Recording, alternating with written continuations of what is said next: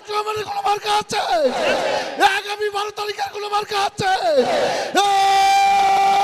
সেই মার্কা সবাই বলো।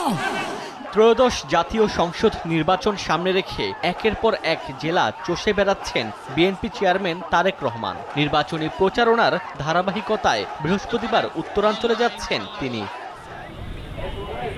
দীর্ঘ 22 বছর পর রাজশাহীর ঐতিহাসিক মাদ্রাসা মাঠে নির্বাচনী জনসভায় বক্তব্য দেবেন বিএনপি চেয়ারম্যান তারেক রহমান। দলটির শীর্ষ নেতার আগমনে জেলা জুড়ে বইছে উৎসবের আমেজ। সমাবেশ ঘিরে জোরে সোরে চলছে প্রচারণা। জনসভায় রাজশাহী, চাঁপাইনবাবগঞ্জ ও নাটোরের 13টি আসনের দলীয় প্রার্থীদের পরিচয় করিয়ে দেওয়ার পাশাপাশি তাদের হাতে ধানের শীষ প্রতীক তুলে দেবেন তারেক রহমান।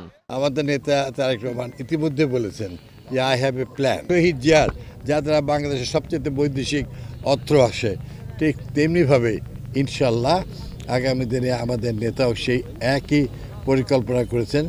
নতুন রিন গভীর থেকে পরিষ্কার করে কাপড়কে রাখে নতুনের মতো উজ্জ্বল। নতুন রিন অ্যাডভান্স পাউডার। এদিকে দলের শীর্ষ নেতার আগমন ঘিরে নওগাঁ জুড়ে বিএনপি ও অঙ্গ সংগঠনের নেতাকর্মীদের মাঝে উৎসবমুখর পরিবেশ সৃষ্টি হয়েছে।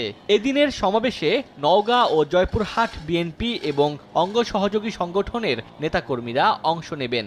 নওগাঁয় আমরা তারেক রহমানকে আমাদের চোখে দেখব, এইটা আমাদের কাছে ঈদের থেকেও অনেক বেশি আনন্দের। প্রায় এখানে 2 লাখের উপরে ইনশাল্লাহ আমরা লোক